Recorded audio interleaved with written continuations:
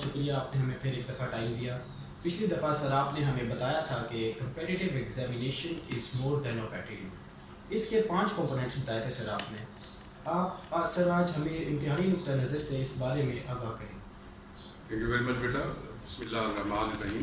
Welcome. اگر آپ کو پچھلی نشست میں کی گئی گفتگو یاد ہے تو پھر آج کی گفتگو سمجھنے میں آپ کو بہت آسانی ہو۔ پچھلی نشست میں جب آپ میرے پاس تشریف لائے تو ہم نے ڈسکس کیا تھا کہ سی ایس ایس جو ہے وہ ایک ایٹیٹیوڈ ہے، پہلے ایٹیٹیوڈ ہے پھر ایگزام۔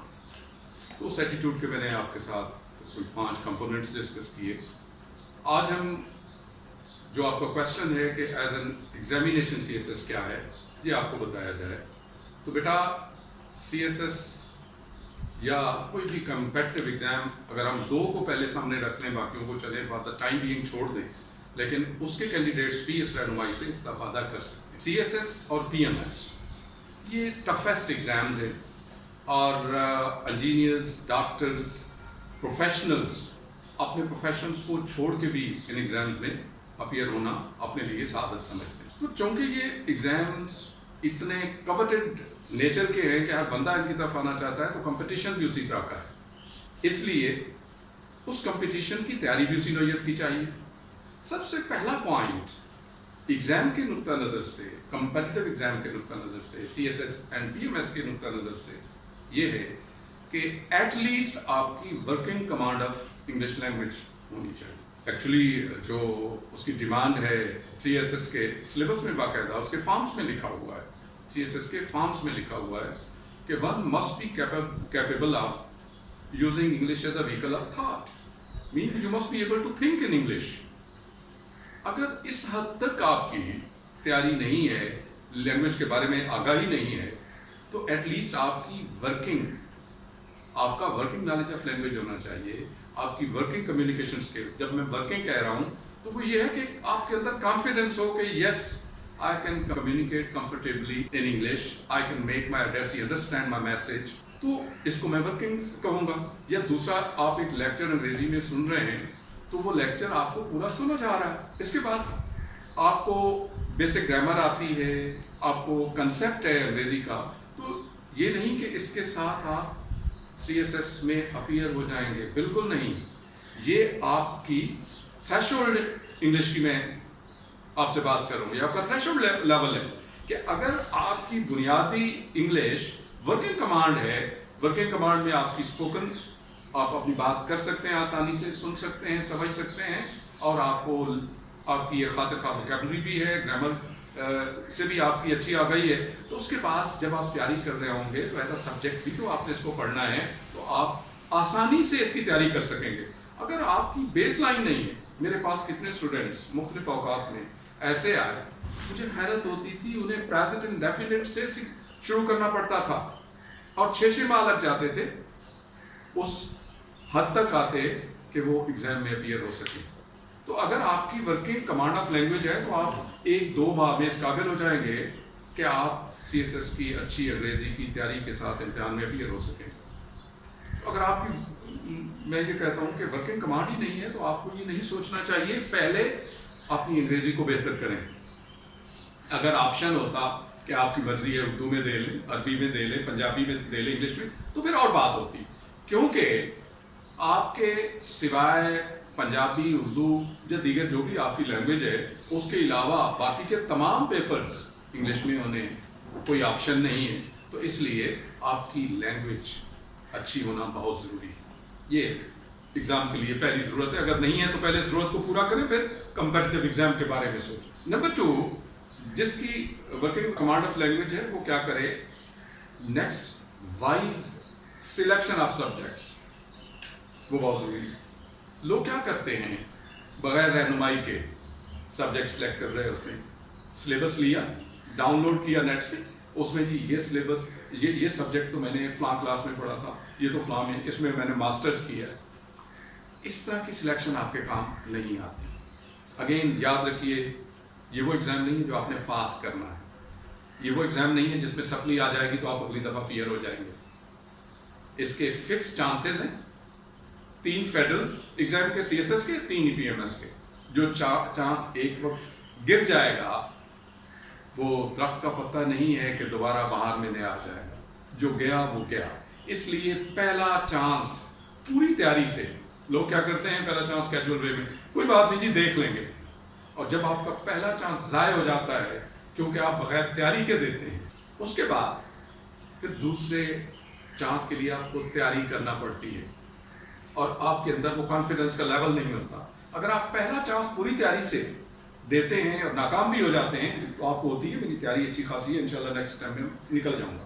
اور ایسا ہی ہوتا ہے جو پہلا چانس تیاری سے دیتا ہے گاڈ فوربڈ رہ جاتا ہے تو اگلے چانسز میں اس کے پاس ہونے کے، کامیاب ہونے کے برائٹ چانسز ہوتے ہیں. تو دوسرا جو پوائنٹ میں نے آپ سے شیئر کیا وہ ہے وائز سلیکشن آف سبجیکٹس. کیسے سلیکٹ کرنے چاہیے؟ وہ تو میں نے کہا نا لوگ کیسے کرتے ہیں، کرنے کیسے چاہیے. وہ لوگ جو ڈائریکٹلی انوالوڈ ہیں سی ایس ایس کوچنگ کے ساتھ، وہ لوگ جو پہلے سی ایس ایس یا پی ایم ایس کا ایگزام دے چکے ہیں، ان دونوں میں سے کسی سے ملیں، کیونکہ جنہوں نے پہلے ایگزام دیا ہے وہ بھی کوچنگ بھی لے چکے ہوں گے اور ان کی اویئرنیس بہت زیادہ ہوگی کیونکہ وہ پورے پروسیس سے گزرنے کے بعد کامیابی کی منزل پہ پہنچے. اب ہونا کیا چاہیے؟ میرے نزدیک کیا ہوتا ہے کہ ہم ایک انالیسس کرتے ہیں. انالیسس کیا کہ پچھلے سالوں میں کس سبجیکٹ کا سکور ٹرینڈ کیا رہا ہے. مثلا کچھ ادارے ایسے ہیں جن کا فیڈرل پبلشرز کمیشن سے بھی رابطہ رہتا ہے، وہ سبجیکٹ وائز ایوریج لے لیتے ہیں. کس سبجیکٹ میں کتنے لوگ اپیئر ہوئے، کتنے پاس ہوئے، کتنوں نے 60% سے، کتنے پرسنٹ نے 60% سے زیادہ لیے، کتنوں نے 60 سے 40% کے درمیان لیے، کتنے 33 پہ رہے، ایٹسٹرا ایٹسٹرا. تو یہ جو ڈیٹیل ہے کہ جو ان کا اسکور ریکارڈ ہے سبجیکٹس کا، اگر وہ دیکھ کر آپ سبجیکٹس آپٹ کریں گے تو آپ کے لیے بہت آسانی ہو. اب پہلی بات تو ہے ان کا ٹریک، اسکور ٹریک. دوسری بات ہے کیا آپ وہ سبجیکٹ رکھ سکتے ہیں؟ ہر سبجیکٹ ہر کوئی نہیں رکھ سکتا. آپ اکاؤنٹنگ کے بندے نہیں ہیں، آپ اکاؤنٹنگ رکھ لیتے ہیں اور پچھلے سالوں میں اکاؤنٹنگ نے بہت اچھا سکور دیا. جنریکلی ایسا ہی ہوتا ہے کہ پچھلا جو سکور ریکارڈ ہوتا ہے وہ آگے چلتا ہے، بعض اوقات اپسیٹ بھی آتا ہے، اس کے لیے بھی تیار رہنا چاہیے. ٹھیک ہے، تو میں بات کر رہا تھا آپ سے کہ آپ نے یہ دیکھنا ہے کہ ٹھیک ہے ان سبجیکٹس کا ٹریک ریکارڈ تو اچھا ہے، اچھا سکور ریکارڈ ہے، لیکن کیا یہ سبجیکٹ میں پڑھ سکتا ہوں؟ اگر سائنس کے سبجیکٹس ہیں، آپ سائنس کے نہیں ہیں تو آپ کیسے پڑھ سکیں گے؟ اگر پشتو کا زیادہ سکور رہا اور آپ پشتو نہیں پڑھ سکتے تو آپ کیسے؟ تو گویا آپ نے یہ دیکھنا، دو چیزوں کو دیکھنا ہے کہ کیا یہ سبجیکٹ جو پیچھے زیادہ سکور دیتے رہے ہیں کیا میں یہ رکھ سکتا ہوں، میں ان کو پریپیئر کر سکتا ہوں.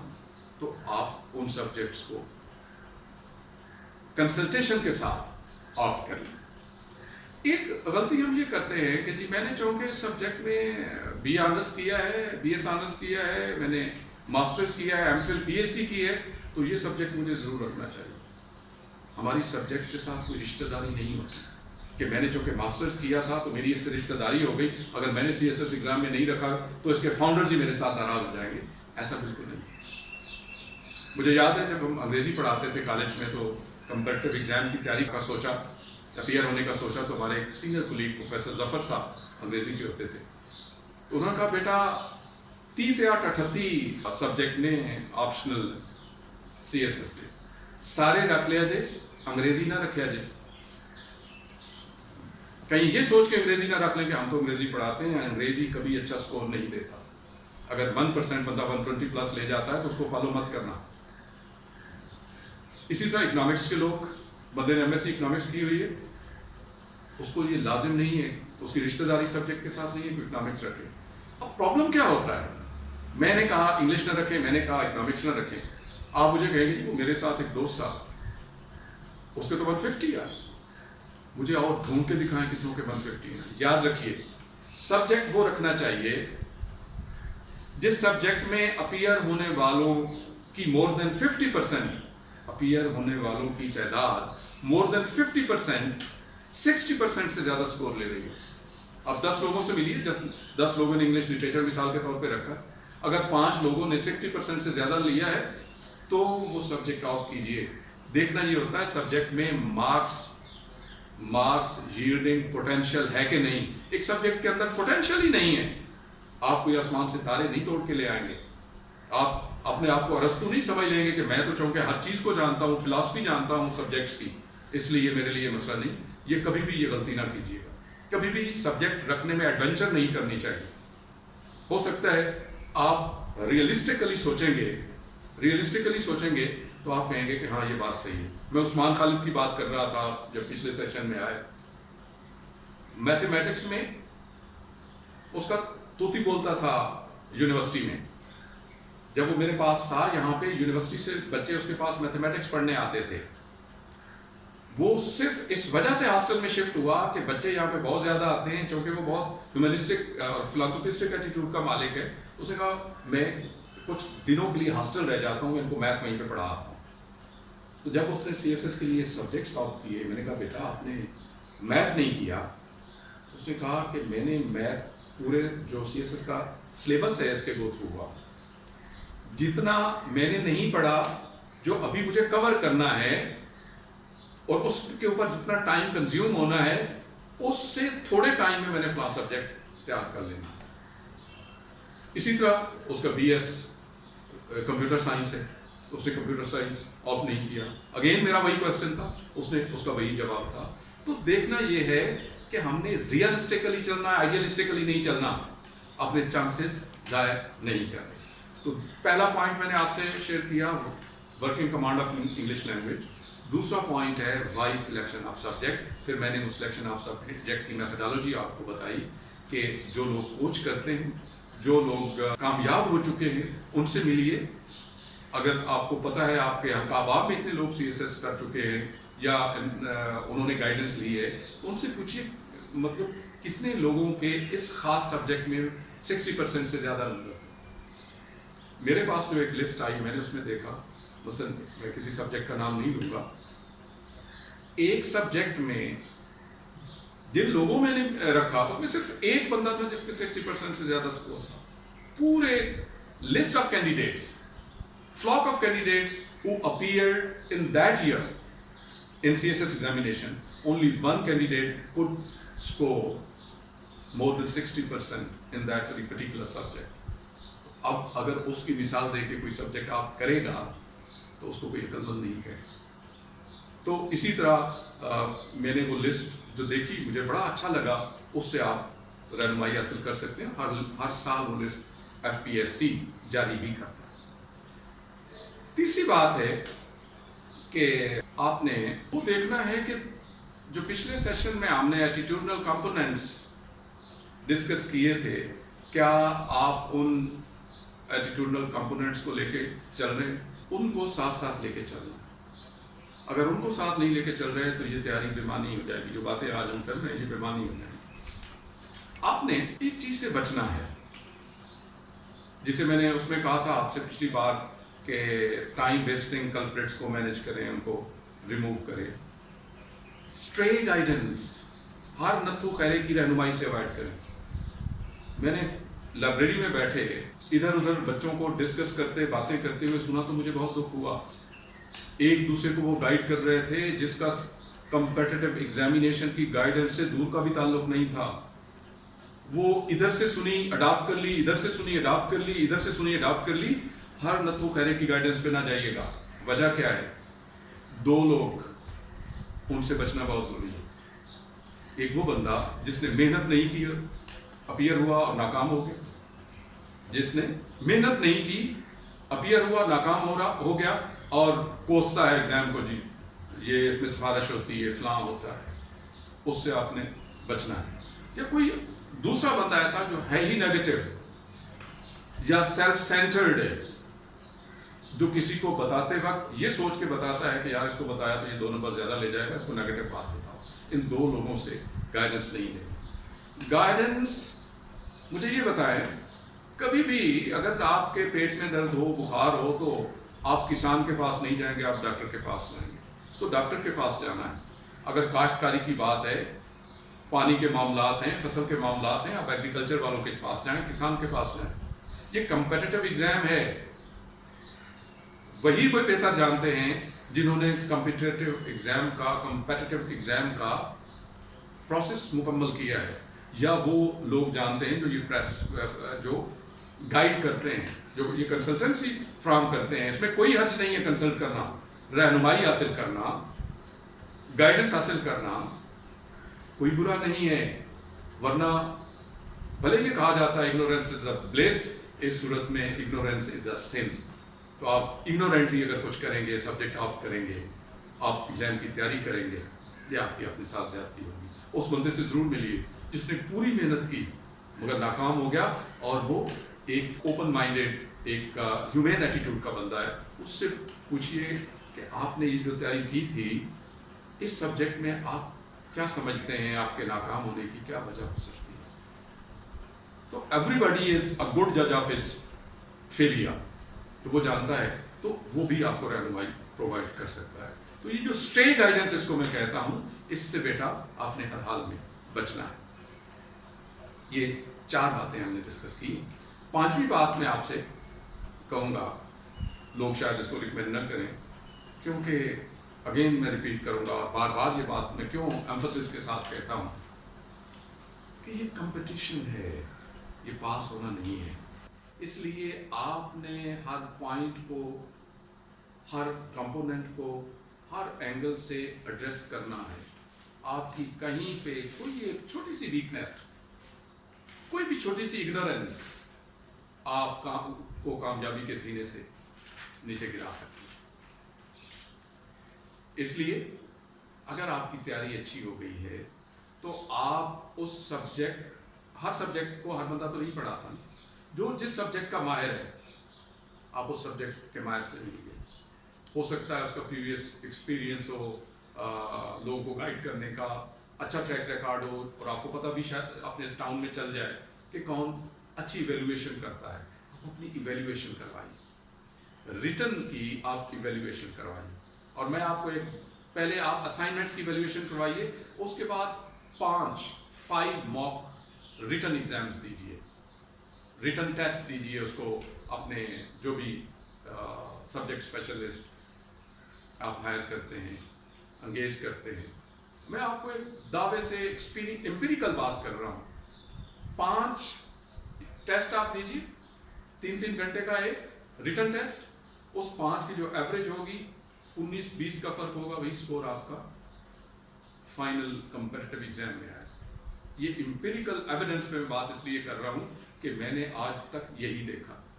अब होता क्या, लोग 5 टेस्ट देना नहीं चाहते, जी हमारा टाइम ज़ाया होता है। ऐसा बिल्कुल नहीं है, आपका टाइम ज़ाया नहीं होता, गेनफुली यूटिलाइज होता है। अगर आपने लिए ही 3 माह तैयारी के लिए, तो फिर जो आपकी मर्जी करे, आप रीजनेबल टाइम आपको लेना होता है।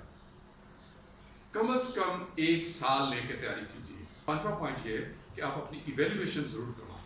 आपका इवेल्युएटर आपको बताएगा, बात ऐसा होता है आपका स्क्रिप्ट जो है, आपका स्क्रिप्ट, आपका लिखने का स्टाइल डिफेक्टिव होता है, उसमें एक आध लेटर ऐसा होता है, अगर उसको चेंज कर दिया जाए तो आप रीडेबल हो जाता है आपका स्टफ, अदरवाइज वो बाज़ औक़ात इलिजिबल होता है, वो पढ़ा ही नहीं जा सकता।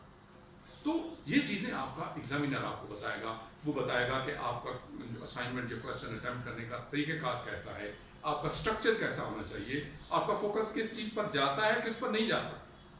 तो ये सारी चीज़ें आपका इवेल्युएटर आपको बताएगा। इसी तरह क्योंकि रिटर्न एग्जाम है तो इंटरव्यू भी है, फिर इंटरव्यू के लिए आपको मॉक इंटरव्यू एक आध जरूर देना चाहिए, मैं कहूँगा 1 से ज़्यादा देना चाहिए। उससे ये क्या होता है, ये सफाई हो जाती है, आपके अंदर वो चीज़ें जो अनरिक्वायर्ड है उनको आप आराम से रिमूव कर सकते हैं, और उस इम्तिहान की मतलूबा तैयारी के लिए आप अपने आप को अहल पाते हैं और कामयाबी आपके रास्ते में।